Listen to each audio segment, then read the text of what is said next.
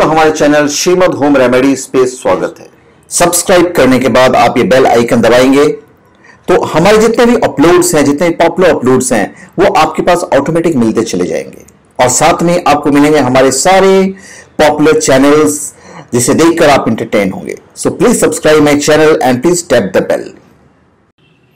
आप सबका हमारे चैनल पे स्वागत है और हम आपको बताएंगे नवरात्र के कुछ टोटके और उपाय।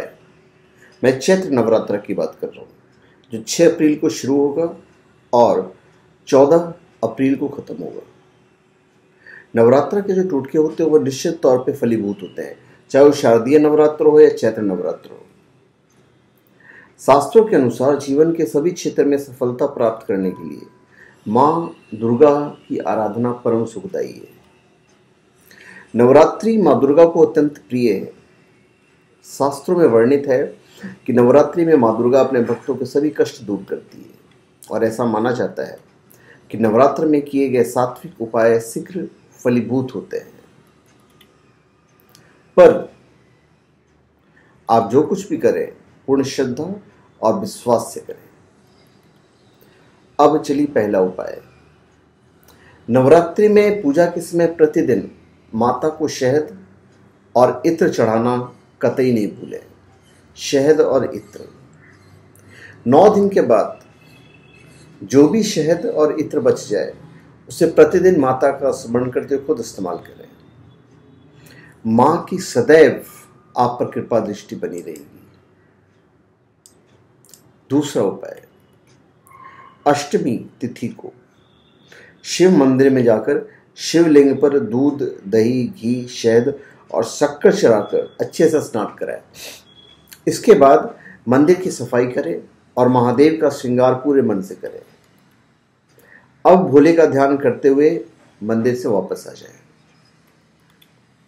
इसी दिन रात में करीब 10 बजे मंदिर में फिर जाकर अग्नि प्रज्वलित कर ओम नमः शिवाय का जाप करते हुए घी की 108 आहुति लें। इसके बाद 40 दिन तक इस मंत्र की 5 माला का जप करें। आपकी सारी मनोकामनाएं पूरी होगी। यदि आपका विवाह नहीं हो रहा हो, लाख कोशिशों के बाद आपके विवाह के लिए लड़के या लड़की का चयन नहीं हो पा रहा हो, तो यह उपाय आपके विवाह में आने वाले बाधाओं को दूर कर देगा। इस उपाय के संपन्न होने के कुछ दिन बाद निश्चित तौर पे आपका रिश्ता पक्का हो जाएगा।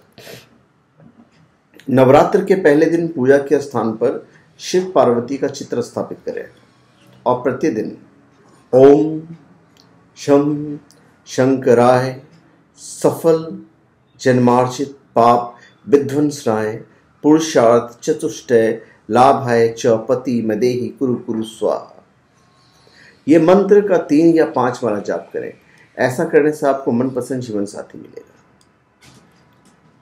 मैं मंत्र वापस पढ़ता हूं। ओम शं शंकराय सकल जन्मार्जित पाप विध्वंसनाय पुरुषार्थ चतुष्टय लाभाय च पतिं मिदेहि कुरु कुरु स्वाहा। अब बेरोजगारी के लिए मैं आपको बताने जा रहा हूं। यदि आप बेरोजगार हैं या फिर नौकरी बदलना चाहते हैं तो नवरात्र में अष्टमी वाले दिन शुद्ध कपड़े पर बैठकर उपासना करें। नौकरी या रोजगार प्राप्ति के लिए ओम ह्रीम बागवादिनी भगवती मम कार्य सिद्धि कुरु कुरु फट स्वाहा। इस मंत्र का जाप 21 या 31 दिन तक करें। रोजगार प्राप्ति में मदद मिलेगी। मंत्र में वापस पढ़ दे रहा हूं। ओम ह्रीम वाग्वादिनी भगवती मम कार्य सिद्धि कुरु कुरु फट स्वाहा। मंत्र सिंपल ही है, ज़्यादा कॉम्प्लिकेटेड नहीं है, तो आप इजीली कर सकते हैं, ज़्यादा प्रॉब्लम नहीं होगा। अब पर हाँ, इतना बात का ध्यान रखिए कि मंत्रों का जो उच्चारण है वो बिल्कुल सही होना चाहिए। और ये नवरात्रि में शिव पार्वती का जब आप स्थापना कर देंगे उसके बाद करना है। आप इसको आखिरी दिन भी कर सकते हैं, सिर्फ एक दिन। तो उसकी जो विधि है वो मैं आपको अगले वीडियो में बताऊंगा कि आपको क्या करना चाहिए। उसके बाद नवरात्र में माता दुर्गा जी को शहद का भोग लगाने से क्या फायदा होता है मैं आपको बताता हूँ। शहद का भोग जरूर लगाइएगा। भक्तों को सुंदर रूप प्राप्त होता है, व्यक्तित्व में तेज प्राप्त होता है। नवरात्र में माँ दुर्गा की आराधना लाल रंग के कंबल के आसन पर बैठकर करना अति उत्तम माना गया है। इससे सभी मनोकामनाओं की पूर्ति होती है। नवरात्र में अस्थायी लक्ष्मी प्राप्ति करने के लिए नित्य पान में गुलाब की 7 पंखुड़ियां रखकर माँ दुर्गा को अर्पित करें। निश्चित तौर पे आपकी सारी मनोकामनाएं पूरी होगी। नवरात्र में आप मंत्र का ज्यादा से ज्यादा जाप करें। मैं मंत्र आपको बता रहा हूं। सर्व मंगल मांगल्ये शिवे स्वार्थ साधिके शरण्ये त्र्यंबके गौरी नारायणी नमस्तुते। ये एक मंत्र हुआ। सर्व मंगल मांगल्ये शिवे स्वार्थ साधिके शरण्य त्र्यंबके गौरी नारायणी नमस्तुते। दूसरा मंत्र है ओम जयंती मंगला काली भद्रकाली कपालिनी दुर्गा क्षमा शिवा धात्री शिवा स्वधा नमस्तुते। मैं मंत्र वापस बोल देता हूं। ओम जयंती मंगला काली भद्रकाली कपालिनी दुर्गा क्षमा शिवा धात्री स्वाहा स्वधा नमस्तुते। इस मंत्र में बहुत ताकत है। आप इसको करके देखिए और देखिए कितना लाभ होता है। यदि आपका जीवन परेशानियों और अस्थिरता से भरा हुआ है तो नवरात्रि के 9 दिन दुर्गा सप्तशती का 1 या अधिक बार पाठ करें। इसके बाद मां भगवती की लौंग और कपूर से आरती कीजिए। दुर्गा सप्तशती का नियमित रूप से पाठ करने से आपकी परेशानियां कम होगी, खत्म होगी। यदि आप खुद पाठ नहीं कर सकते हैं तो किसी योग्य ब्राह्मण को दक्षिणा देकर पाठ करवा लीजिए। ऐसा करने या करवाने से जीवन में खुशहाली आएगी। नवरात्र में प्रातः श्री राम रक्षा सूत्र का पाठ करने से हर कार्य सफल होते हैं। कार्यों के मार्ग में आने वाले समस्त विघ्न बाधाएं शांत हो जाती है। इसका ये फायदा होता है। इस बार नवरात्रि शनिवार से शुरू हो रहा है, चैत्र नवरात्रि। तो चैत्र नवरात्रि को मां दुर्गा के साथ बजरंगबली की पूजा भी विशेष फलदायी मानी जाती है। इस दिन जो भी भक्त हनुमान चालीसा का पाठ करता है या सुंदरकांड का पाठ करता है उसे शनिदेव कभी नहीं सताते हैं।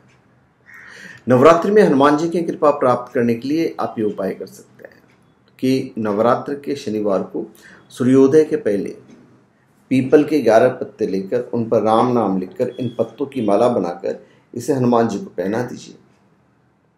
इससे कारोबार की सभी परेशानियां दूर होगी। और यह प्रयोग बिल्कुल चुपचाप करें, किसी को बताने की जरूरत नहीं है। यदि कोई कर्जदार है, लाख चाहने के बावजूद कर्जे से छुटकारा नहीं पा रहा है, तो नवरात्रि में मां के श्री चरणों में 108 गुलाब के पुष्प अर्पित करें। प्रातः माता की पूजा के समय 1.25 किलो साबुत लाल मसूर लाल कपड़े बांधकर अपने सामने रख दें। घी का दीपक जलाकर माता के किसी भी सिद्ध मंत्र का 108 बार जाप करें और पूजा समाप्त होने के पश्चात मसूर को अपने ऊपर से 7 बार उतार कर किसी भी सफाई कर्मचारी को दान में दें। इससे माता की कृपा से कर्जे से छुटकारा मिलने का यह सबसे आसान तरीका है। तो आप ये कर सकते हैं। नवरात्रि में दिल खोलकर आप अपनी श्रद्धा और सामर्थ्य के अनुसार दान पुण्य करें। इन दिनों आपके द्वारा दान पुण्य करने से उसका अक्षय फल प्राप्त होता है। आप प्रतिदिन छोटी कन्याओं को कोई न कोई उपहार अवश्य दीजिए। अपने माता पिता, भाई बहन और पत्नी को कोई न कोई उपहार देकर चकित जरूर करते हैं। गरीब और असहाय की मदद करने का मौका तो बिल्कुल भी नहीं गंवाएं। यकीन मानिए उन सभी के मुख से आपके लिए शुभ वचन निकलते रहेंगे। अपने माता का आह्वान किया है, उन्हें अपने घर में बुलाया है, इसलिए सुबह शाम जो भी घर में भोजन बनाए सबसे पहले उसको देवी माँ को भोग लगाएं और उसके बाद ही घर के सदस्य उसका सेवन करें। माता या किसी भी मेहमान को भूखा न रखें। घर के छोटे बच्चों विद्यार्थियों से माँ दुर्गा को केले का भोग लगवाएं और फिर उनमें से कुछ केले दान में दे दें और बाकी केले को प्रसाद के रूप में घर के लोग ग्रहण करें और उससे बच्चों का बुद्धि का विकास होता है। तो धन्यवाद, आप सबका हमारे चैनल पे स्वागत है। आप हमारे चैनल पे सब्सक्राइब करें और अपने कमेंट दीजिए। धन्यवाद।